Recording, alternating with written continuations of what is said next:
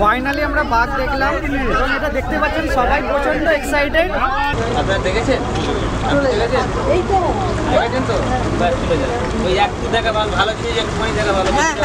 দাদার জন্য আজকে আমরা দেখতে পেলাম, থ্যাংক ইউ। এবং আমরা সবাই আজকে খুব লাকি, আমরাও খুব লাকি যে আপনাদের দেখাতে পেরেছি সুন্দরবনে রয়্যাল বেঙ্গল টাইগার, যে সবার ভাগ্যে জোটে না। আজকের স্যাররা প্রথম এসে ফার্স্ট ডেতে যে কুমিরও দেখতে পেয়েছে, বাঘও দেখতে পেয়েছে, এর জন্য আমরাও খুব লাকি যে সুন্দরবনে ইকোরিজিয়ন থেকে বাঁদরের কামড় খেয়েছে, তারপরে হচ্ছে হনুমানে কামড়ে দিয়েছে, বানরে ব্লাড বেরিয়ে গেছে। এখন আমরা জলের মধ্যে আছি, কোনো জায়গা নেই কোথায় আমরা এয়ারএস দেব। আজ আপনাদের নিয়ে যাব এমন এক বৈচিত্র্যময় অভয়ারণ্যে যেখানে ভূখণ্ড ভেসে আছে জলের উপরে।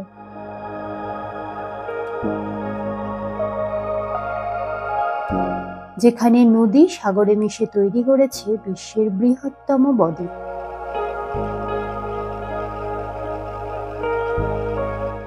যেখানে গাছপালার মূল মাটি ভেদ করে উপরে উঠে থাকে শ্বাস নিতে।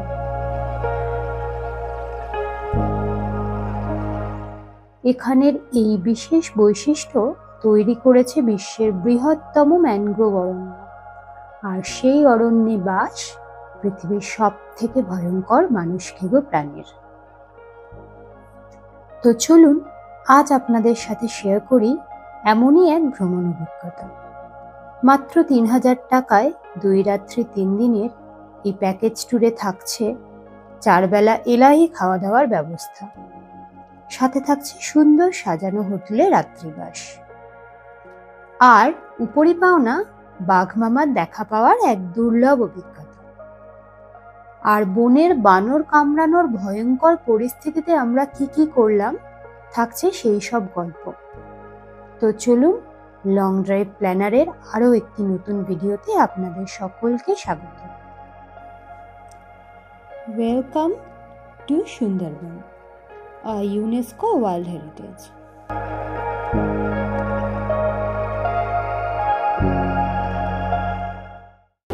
Good morning. আজকে নভেম্বরের শেষ। আজকে আমরা বেরিয়ে পড়েছি আবার একটা ট্যুর প্ল্যান নিয়ে। এবারে আমাদের ডেস্টিনেশন কোথায় বলবো তার আগে বলে দিই, আমরা এবারে জার্নি শুরু করছি বাউরিয়া ফেরিঘাট থেকে।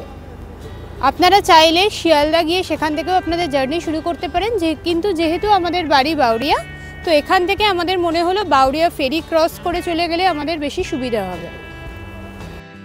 আপনারা সাউথ ইস্টার্ন জোন থেকে গেলে বাউরিয়া স্টেশন থেকে অটো বা টোটো করে বাউরিয়া ফেরিঘাট 10 মিনিটের মধ্যেই পৌঁছে যাবেন। ফেরি ক্রস করেই বজবজ, সেখান থেকে কিছুটা এগোলেই বজবজ স্টেশন। এখন বাজে 7:23 আর আমরা ফাইনালি পৌঁছে গেলাম বজবজ ফেরিঘাটের কাছে।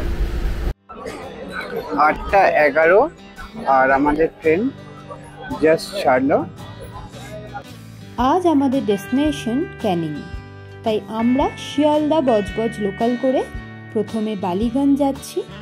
শিয়ালদা ক্যানিং লোকাল এই বালিগঞ্জ হয়েই আমাদের নিয়ে পৌঁছে যাবে ক্যানিং।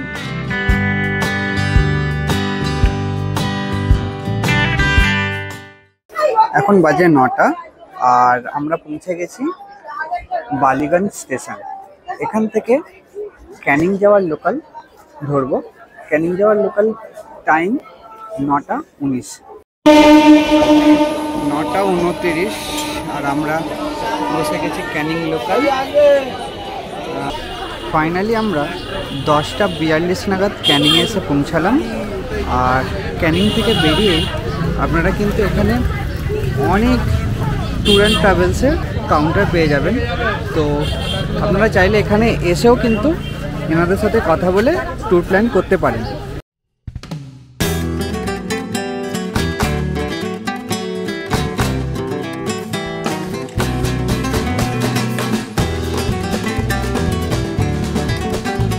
আমাদের tour package Canning to Canning, তাই ক্যানিং থেকেই ট্যুর এজেন্সির অটোতে আমরা এগিয়ে চললাম গদখালির পথে। অটোতেই প্যাকেজড ব্রেকফাস্টও দিয়ে দিয়েছিলেন ওনারা।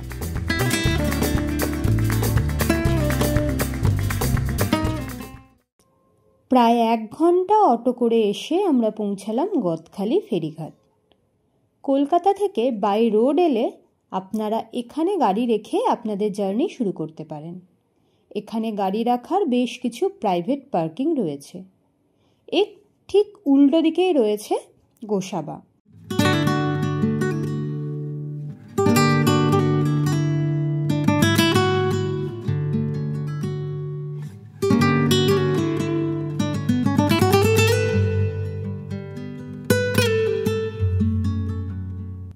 প্রায় 12টা নাগাদ আমরা আমাদের এবারের সাথী এমবি মা জগদ্ধাত্রীতে উঠে পড়লাম। এর নিচের ডেকে রয়েছে বেশ কয়েকটা বেড, যার কিছুটা লাগেজ ভর্তি আর বাকিটা রেস্টের জন্য। ভিতরে আরেকটু এগোলে রয়েছে স্টোর কাম সিটিং রুম। এটি ডাবল ডেকার একটি লঞ্চ, যা সাধারণত সব সুন্দরবন ট্যুরেই দেখা যায়।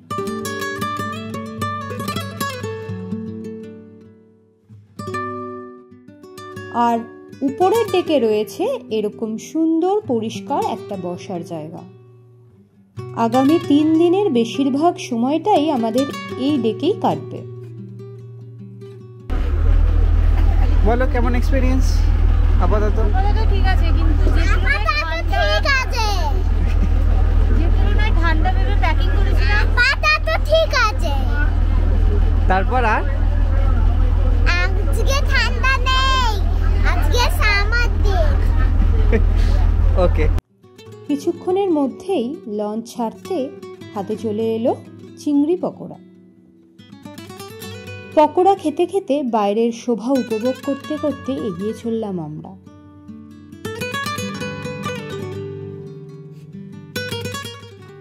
ছোটবেলায় বইয়ে পড়েছি, ছবিতে দেখেছি, কিন্তু ম্যানগ্রোভ গাছকে সামনে থেকে দেখা এই প্রথম। শ্বাসমূল আর ঠেসমূলের অভিযোজন দেখতে দেখতে আমরা এগিয়ে চললাম। এর মাঝেই বোটে আমাদের লাঞ্চ সার্ভ হয়ে গিয়েছিল। মাঝে মধ্যেই বেশ কিছু জীববৈচিত্র্য চোখে পড়ছিল। ক্যামেরার লেন্সে তো সবকিছু বন্দি করা যায় না, নিঃসন্দেহে জায়গাটি ছবির থেকেও সুন্দর।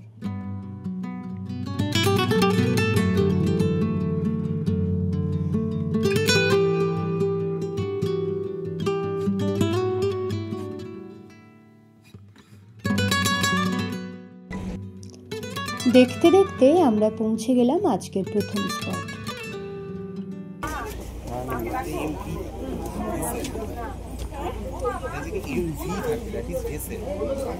ওই যে দূরে যে দাঁড়িয়ে আছে ওটা হচ্ছে আমাদের বোট মা জগদ্ধাত্রী, এমবি মা জগদ্ধাত্রী। ওখান থেকে নেমে আমরা এখানে এলাম বনবিবি মন্দিরে। এখানে পুজো দিয়ে এরপরে আমরা যাব পাখিরালয়। জায়গাটা কিন্তু বেশ সুন্দর এবং বেশ মনোরম। কথিতে আছে আগে যখন জঙ্গলে সবাই মাছ ধরতে বা কাঠ সংগ্রহ করতে বা বিভিন্ন পেশার জন্য জঙ্গলে যেত, তখন যাতে বাঘের খপ্পরে না পড়ে সেই জন্য এই বনদেবী মন্দিরে পুজো দিয়ে তারপর সবাই কিন্তু জঙ্গলে যেত। আজও সেই রীতি মেনে জঙ্গলে যারা যায় তারা কিন্তু এই মন্দিরে আগে পুজো দিয়ে তবে যায়। তো আমাদেরও জার্নির শুরুতে কিন্তু এই মন্দিরে আমরা পুজো দিয়েই তারপর আমাদের আজকের জার্নি শুরু করছি।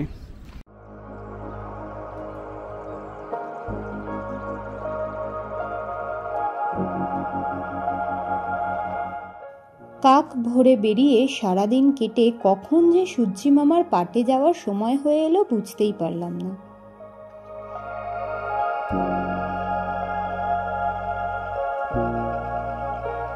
বিকেল 5টা নাগাদ আমাদের তড়ি তীরে ঠেকল আর আমাদের পৌঁছে দিল আজকের রাত্রিবাসের ঠিকানায়, পাখিরালয়ের Srima resort.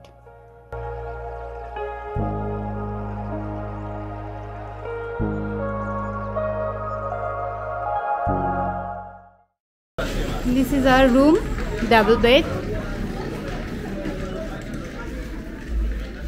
neat and clean.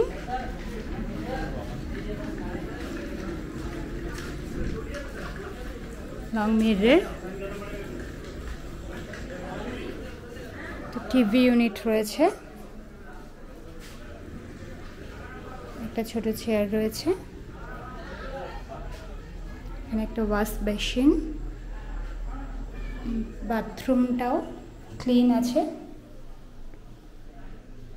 সাথে গিজার ফ্যাসিলিটি। এখানে একটা ছোট ওয়ার্ড্রবও দেওয়া আছে। Overall decent room.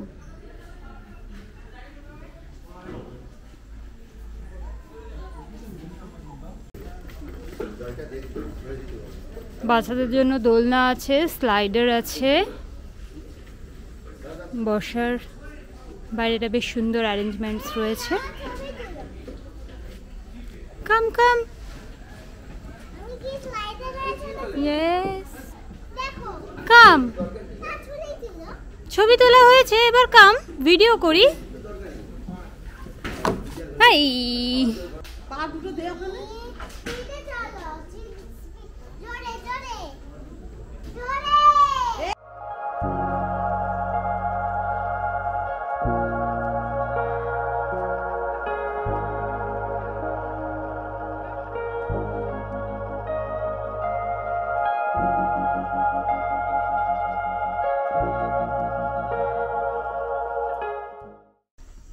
এখন বাজে 5:48 আর আমাদের চলে এসছে সন্ধ্যে স্ন্যাক্স চিকেন পকোড়া।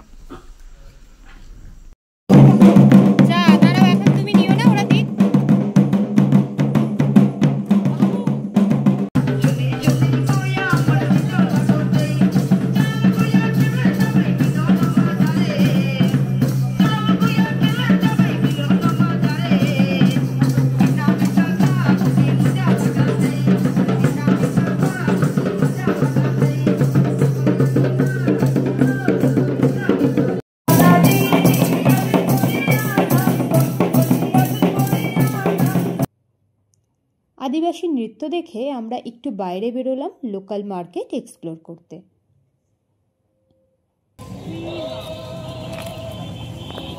এই যে সীমা, এখান থেকে গলি দিয়ে ওঠার পর এরকম মেন রাস্তা, এদিকে একটা যাচ্ছে আর এদিকে যাচ্ছে। সামনেই একটা ওয়েলকাম সুন্দরবন ক্যাফে, চা বিস্কুট কফি এসব পাওয়া যায়। কফি খাবে? অনেক দোকান আছে, আপনারা প্রয়োজনীয় সমস্ত জিনিস যেমন জল, কিছু খাবার, এই সমস্ত কিছু কিন্তু এখানে মোটামুটি পেয়ে যাবেন। এদিকে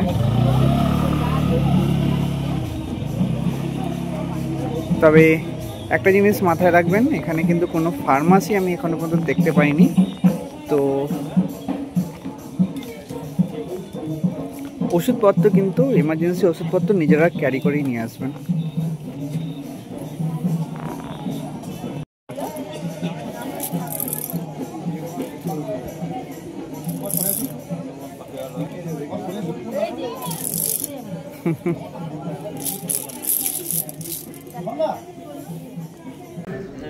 আমরা এসে গেছি রাতের ডিনার করতে।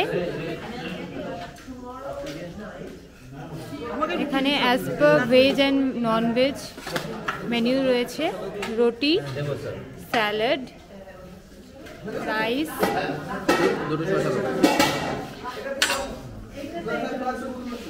এটা কি আছে মাখানি, আমাকে একটা রুটি অল্প রাইস, চিলি পনির, তাই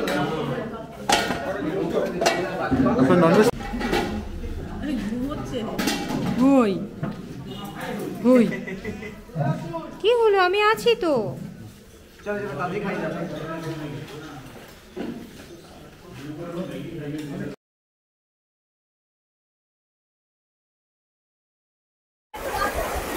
গুড মর্নিং। আজকে আমাদের সুন্দরবন যাত্রার দ্বিতীয় দিন। আজকে আমরা যাব বাফার এরিয়ার মধ্যে, যেখানে আমাদের চান্সেস থাকবে কিছু ওয়াইল্ড অ্যানিমালসের সাথে দেখা হওয়ার। জানি না লাকে কি আছে, অবশ্যই আমরা তো এক্সপেক্ট করব যে দ্য বিগ ক্যাটের সাথে আমাদের দেখা হোক, কিন্তু সবার লাক অতটা ভালোও থাকে না। আবার ওদের সাথে দেখা হওয়া মানেও যে লাকটা খুবই ভালো হবে এরকমও কোনো ব্যাপার নেই, কারণ এখানের রয়্যাল বেঙ্গলস কিন্তু ম্যান ইটার। সো দেখা যাক আজকে আমাদের জার্নি কেমন হয়, আমরা আদতেও কিছু দেখতে পাই কিনা। এক্সপেকটেশনস তো মোটামুটি আছে, খুব বেশি নেই। দেখা যাক আজকে জার্নি কেমন হয়। মামা ধরবে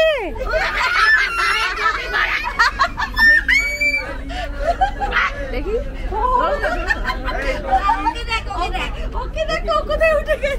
আপনাদেরকে এর আগের দিনই বলেছিলাম যে এইটা হচ্ছে একটা স্টোর রুম টাইপ। এখানে সমস্ত কিছু স্টোর থাকে, বিভিন্ন খাবার থেকে শুরু করে সমস্ত কিছু স্টোর থাকে। তো ঠিক এই স্টোরের পাশেই সোজা কিন্তু এটা হচ্ছে কিচেন রুম, কিচেন কাম ইঞ্জিন রুম।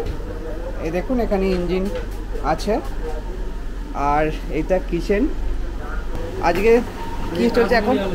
কাশ্মীরি আলুর দম আর লুচি হবে, ডিম সিদ্ধ আছে। আচ্ছা ঠিক আছে, তারপরে চা হবে। আর দুপুরে কি মেনু থাকছে? দুপুরে আছে ক্যাব আছে, ক্যাব হবে, আলু বেগুনি হবে। আচ্ছা, আপনার ডাল আছে, ফুলকপি আলু রোস্ট হবে। আচ্ছা, আর পোনা মাছ হবে। পোনা মাছ হবে, চাটনি হবে। চাটনি হবে। সুইট মানে সুইটটা তো হয় দুপুরে দিবে, নাহলে এখন দিবে। এখনই দেবে। আচ্ছা,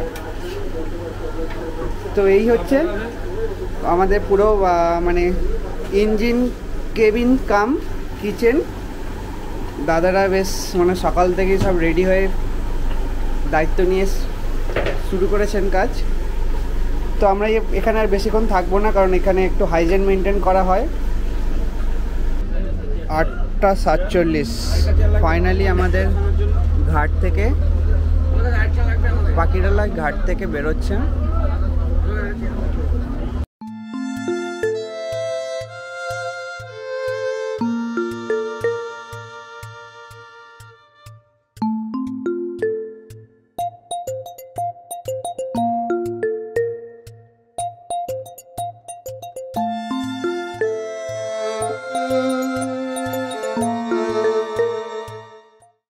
আমরা প্রথমে এসে পৌঁছালাম Sajnekhali wild life sanctuary.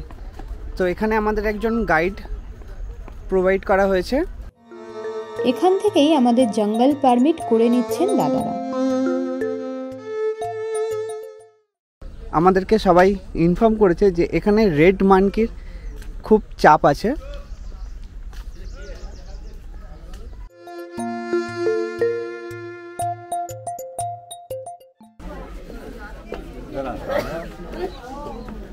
We are on a school excursion. There are teachers. Oh, arekta tortoise.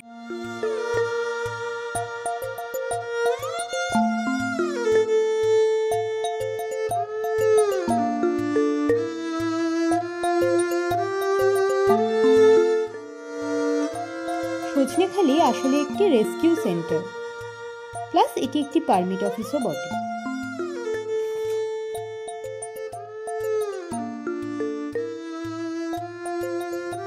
Sajnekhali watch tower থেকে বেশ কয়েকটা কচ্ছপ দেখতে পেলাম, দেখলাম একটা কুমিরও।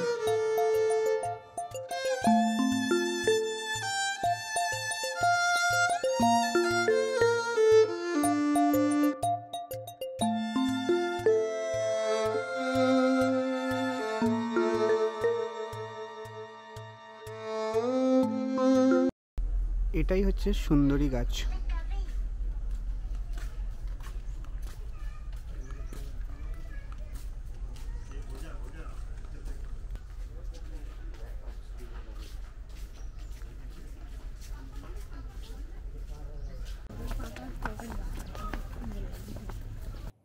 আর এখান থেকে বেরোনোর পথেই হলো সেই বিপত্তি।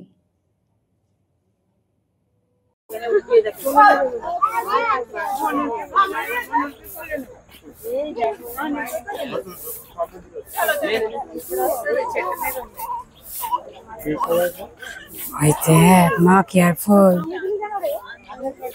কামড়েছে? হায়, এখন টিটি কোথায় পাবে? Mister injured. এটা হচ্ছে হনুমানে কামড়ে দিয়েছে, বানরে, ব্লাড বেরিয়ে গেছে। এখন আমরা জলের মধ্যে আছি, কোনো জায়গা নেই কোথায় আমরা এয়ারএস দেব।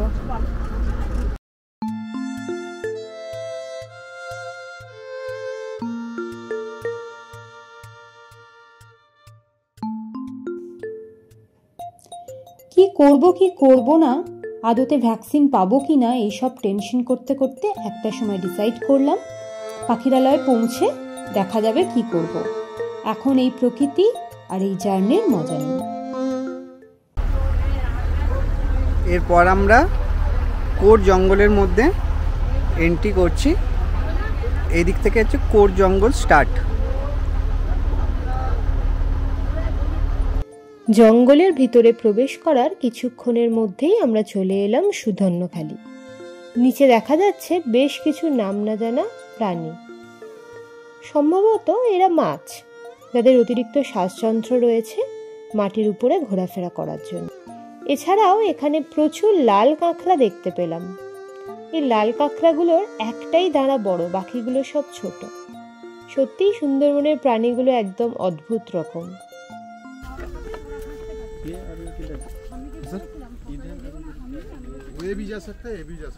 লোহার ফেন্সিং এর মধ্যে দিয়ে আমরা এগিয়ে চললাম ওয়াচ টাওয়ারের দিকে।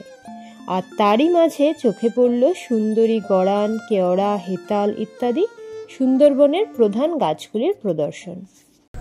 রেড ক্র্যাব, এই যে রেড ক্র্যাব যে দেখলেন না, পুরো সেম কালারে এটা গাছটা, পুরো এর জন্য বলা এটা রেড ক্র্যাব গাছ। রেড ক্র্যাব গাছ, আচ্ছা। এই গাছটা থেকে হানি, এই ফুল থেকে হানি, বেশিরভাগ মধু, যে মধুটা, এই ফুলের মধুটাই বেশ মধু। এই ফুলের মধু। সুধন্যখালি ওয়াচ টাওয়ারের সামনে রয়েছে বর্ষার জলে পুষ্ট একটি মিষ্টি জলের জলাশয়।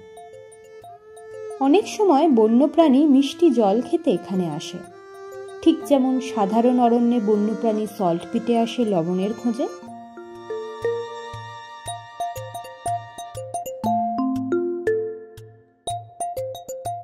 সুধন্যখালি ক্যাম্প থেকে বেরিয়ে এবার আমরা এগিয়ে চললাম দোবাকি ক্যাম্পের দিকে।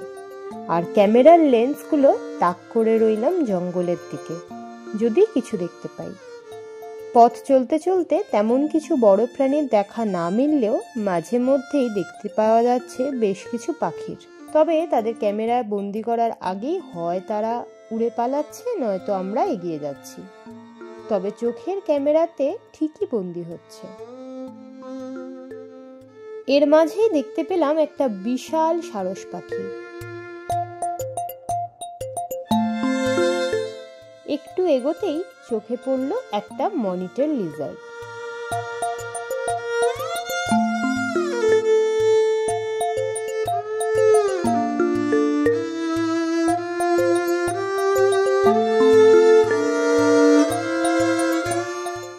চলতে চলতে আমরা ঢুকে পড়লাম একটা ছোট খাড়ির মধ্যে।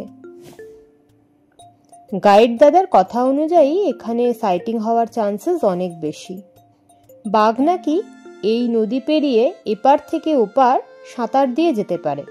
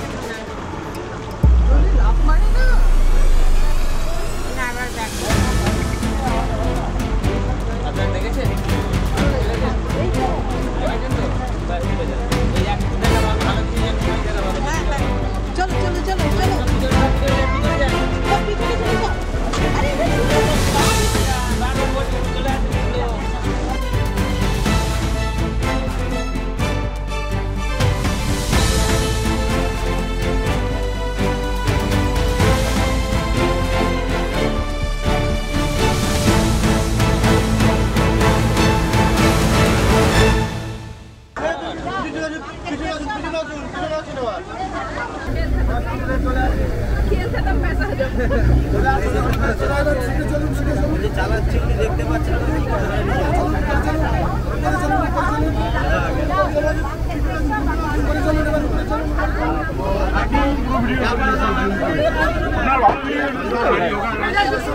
ফাইনালি আমরা বাঘ দেখলাম এবং এটা দেখতে পাচ্ছেন সবাই প্রচন্ড এক্সাইটেড।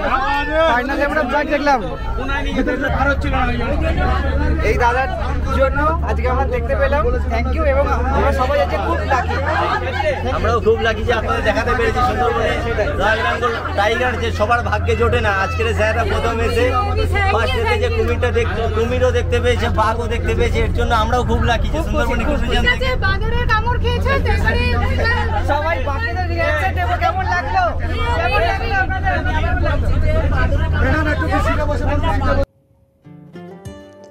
সুন্দরবনে এসে বাঘ দেখব এই আশা আমাদের প্রায় ছিল না বললেই চলে, কিন্তু মাঝ দুপুরে যে এইভাবে বাঘ মামা সাইটিং করব সত্যিই কল্পনার বাইরে।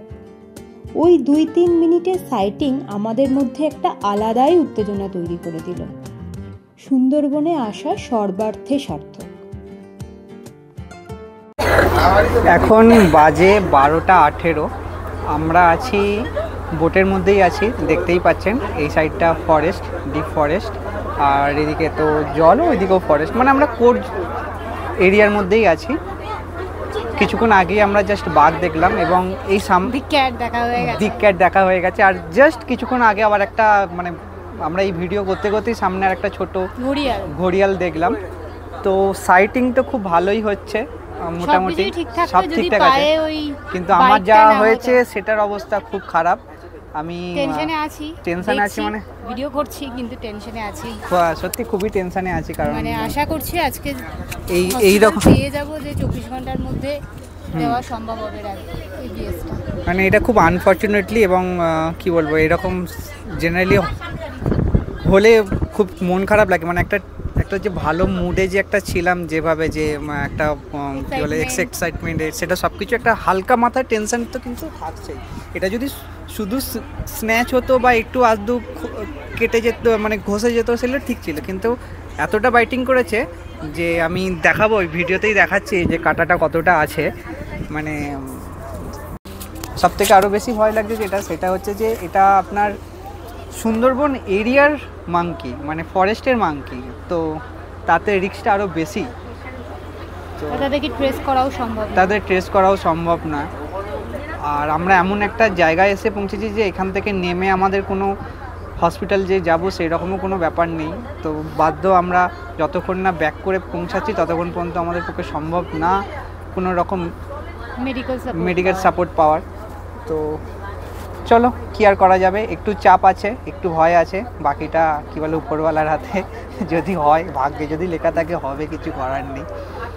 আর যদি না হয় তাহলে হবে। কিন্তু ভেরি আনফর্চুনেটলি, মানে জেনারেলি ফরেস্টে গেলে যেটা সব থেকে বেশি মেনটেন করতে হয় সেটা হচ্ছে যে বন্য প্রাণীদের কোনো রকম ডিস্টার্ব যেন না করা হয়। তো সেই রুলস মেনেই আমরা করেছি। কিন্তু তারপরেও মানে মাঙ্কিরা এমনিতে একটু ডেঞ্জারাস হয়, কিন্তু কেন যে হঠাৎ করে এসে কামড়ে নিল আমি ঠিক বুঝলাম না। তো যাই হয়েছে আর কি করা যাবে। চলো। সুন্দরবনের জীববৈচিত্র্য কিন্তু সত্যিই বিচিত্রময়। দুদিকের জঙ্গলে বন্য প্রাণী খুঁজতে খুঁজতে আমরা এগিয়ে যেতে লাগলাম। এবার আমরা এসে পৌঁছে গেছি দোবাকি ক্যাম্প। এখানে রয়েছে ক্যানোপি ওয়াক। ক্যানোপি থেকে নিচে দেখা যাচ্ছে জঙ্গল। এখানে হরিণের সাথে সাথে বাঘেরও কিন্তু পাপমার্ক দেখা গেল। ওয়াচ টাওয়ারের উপর থেকে হরিণও দেখা গেল, তবে ক্যামেরা বন্দি করা পসিবল হয়নি।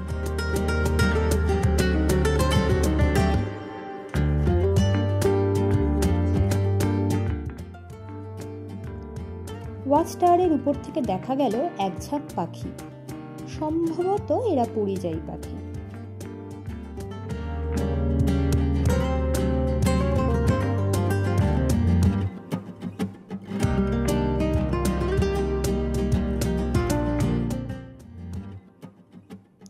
আমরা আবার এগিয়ে চললাম লঞ্চের দিকে।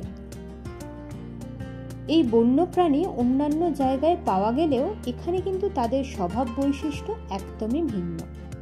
এখানের বাঘ সাঁতার কাটে, বানর আমিষাশী, গাছের মূল মাটির উপরে উঠে থাকে, সবই নোনা জলে বেঁচে থাকতে অভিযোজন।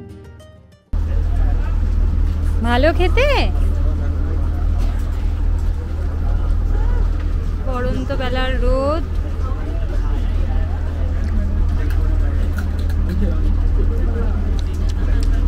আর আমাদের মেনুতে রয়েছে রাইস, ডাল, তরকারি, একটা ভাজা, ফিশ আর ক্র্যাব।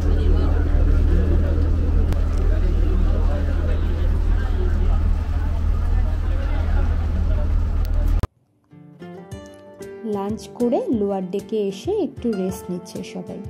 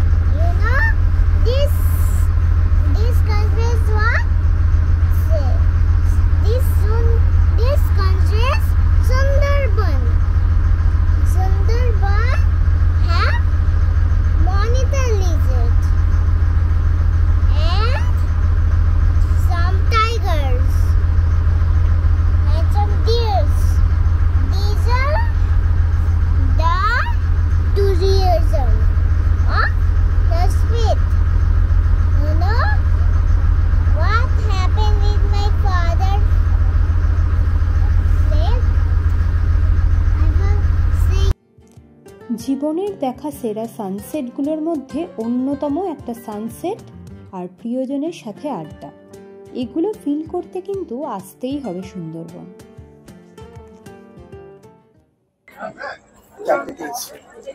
এখন বাজে 4:23, আমরা পাখিরালয়ে জেটিতে পৌঁছে গেছি। এবারে আমরা এখান থেকে হাঁটা পথে 5 মিনিটস মতো আমরা আমাদের হোটেলে যাচ্ছি। আজকের জার্নি মোটামুটি এখানেই শেষ। এবারে আমাদের শুরু হবে আসল জার্নি, হসপিটাল খোঁজা, যেখানে আমরা এআরএস পাবো।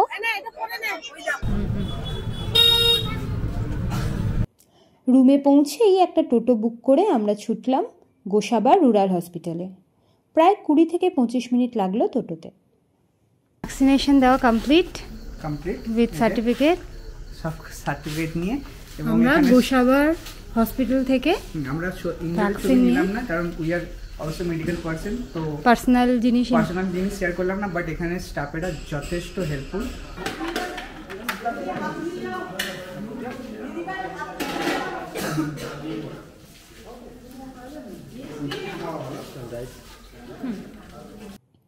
সন্ধে ফিরে এসে আজের টিফিনে ছিল চাউমিন। এবার রাতের ডিনার চলছে। ডিনারে আজকের স্পেশাল আইটেম মাটন, ভেজ অপশনও কিন্তু আছে এনাদের। সবকটা খাবারই কিন্তু ছিল ভীষণই টেস্টি। চলো খাওয়া যাক। ইয়ামি, নাম নাম নাম নাম।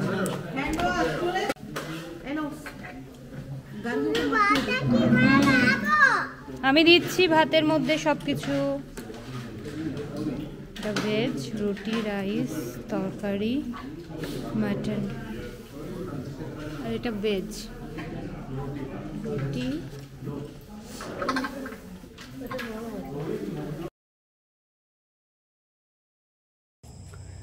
এখন বাজে 8:30 আর আমাদের এবার হোটেলকে বাই বাই বলে এগিয়ে চললাম জেটি ঘাটের দিকে। Good morning.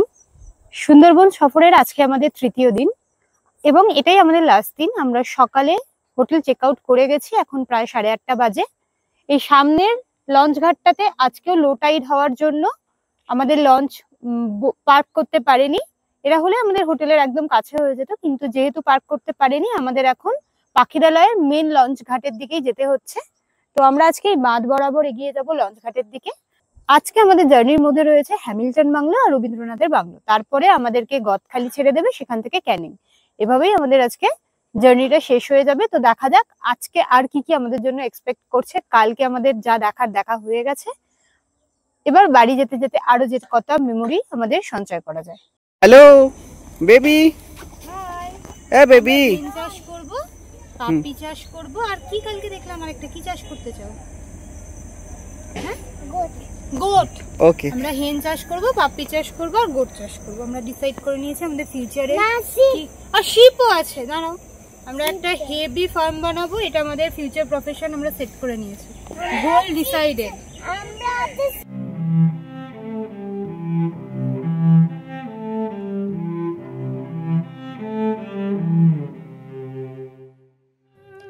বাঁধ বরাবর যেতে যেতেই দেখলাম বেশ কিছু মাছ বিক্রি হচ্ছে।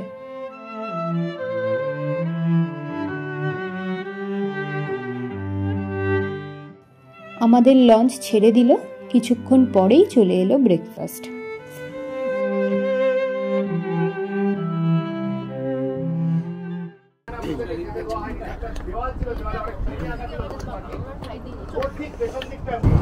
এমনও ঘটনা ঘটে যে দুদিন যায়নি, একটা নৌকা এসে গ্রামে ঠেকছে, যার মধ্যে আধা খাওয়া ডেড বডি। স্থানীয়রা কিভাবে জীবনের ঝুঁকি নিয়ে মধু, কাঁকড়া ইত্যাদি সংগ্রহ করতে নদীতে যান, দাদা সেটা খুব সুন্দরভাবে বর্ণনা করছিলেন। প্রায় 11টা নাগাদ আমাদের বোট গোসাবার একটি ঘাটে পৌঁছালো। আমাদের ইনজিয়ার্ড ঘায়েল সিপাহী। বাজারের উপর দিয়ে কিছুটা পথ হেঁটে যেতেই চোখে পড়ল হ্যামিল্টন সাহেবের বাংলো। এখন শুধু বাংলোটিই অবশিষ্ট আছে।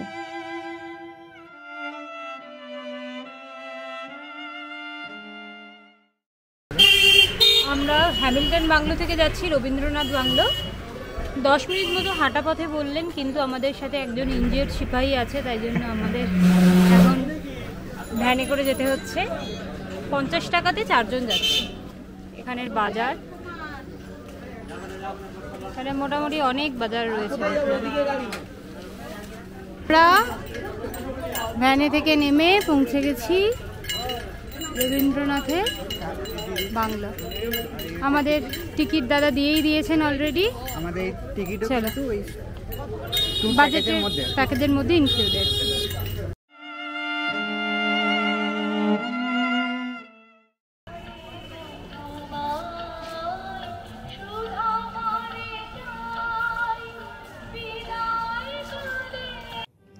এই বেকন বাংলো হ্যামিল্টন সাহেবেরই একটি বাংলো। কবিগুরু রবি ঠাকুর 1932 সালের 30 ও 31 ডিসেম্বর এখানে রাত্রিবাস করেছিলেন।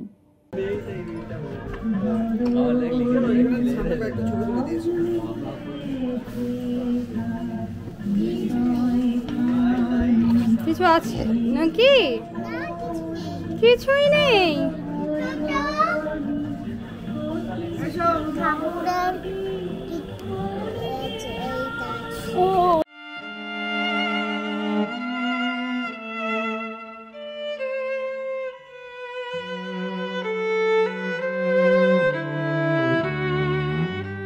বাংলো ঘুরে আবার আমরা লঞ্চ ধরতে এগিয়ে চললাম।